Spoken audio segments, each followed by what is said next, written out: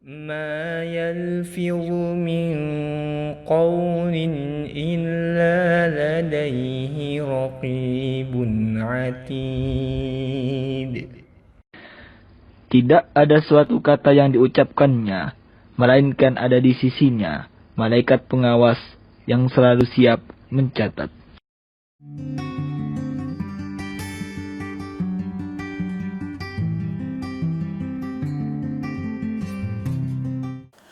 Bismillahirrahmanirrahim. Assalamualaikum warahmatullahi wabarakatuh.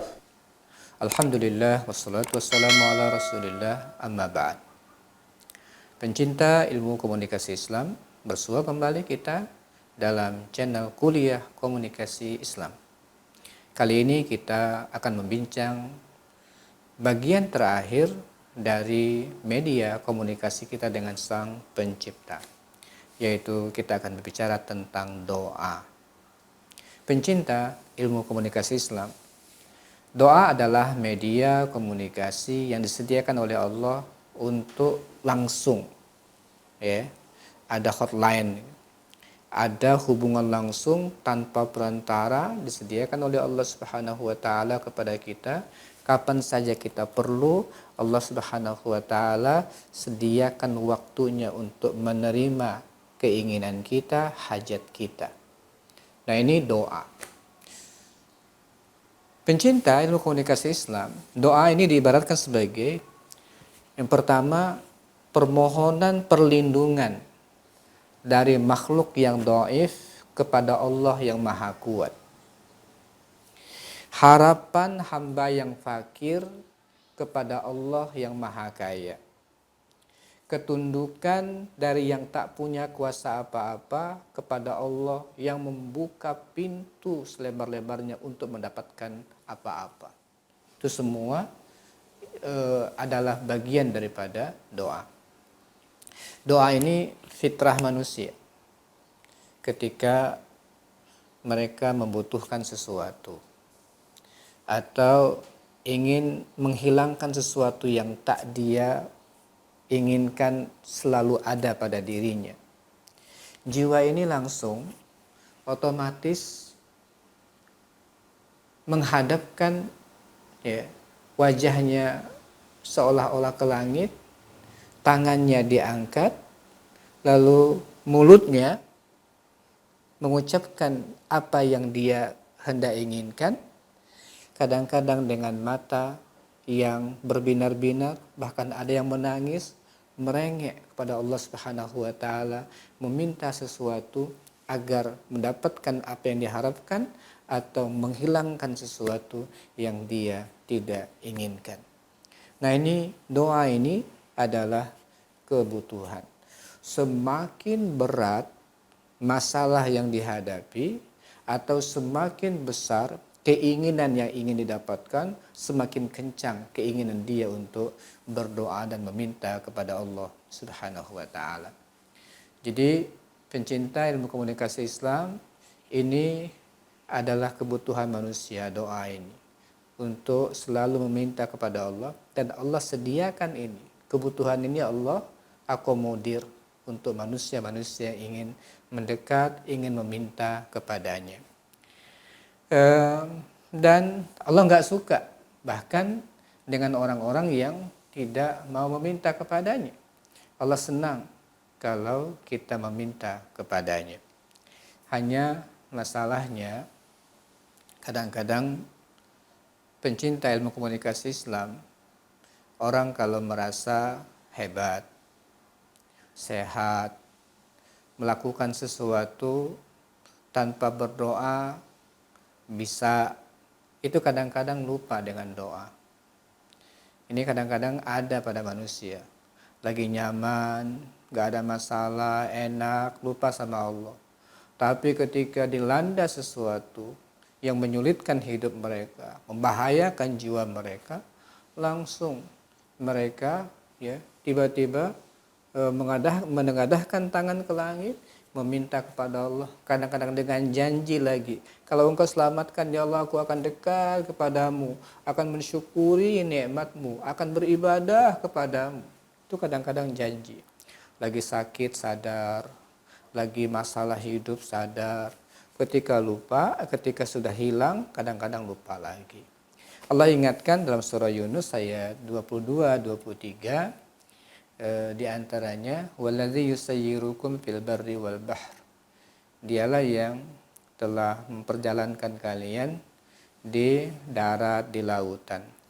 Hatta idza kuntum fil fulki, lalu ketika kalian berada di kapal, wajarayna bihi birihin thayyibah wa farihu biha ja'at harihun asib.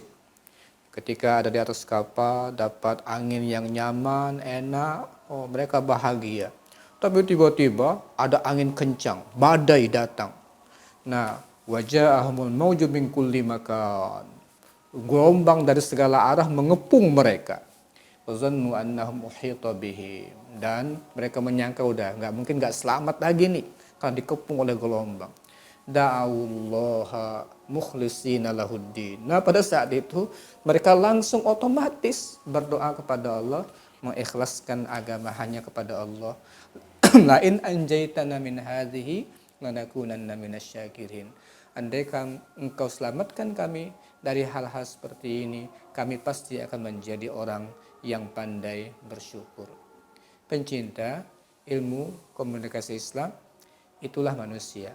Kadang-kadang lupa dia untuk berdoa, tapi baru ingat ketika ada masalah.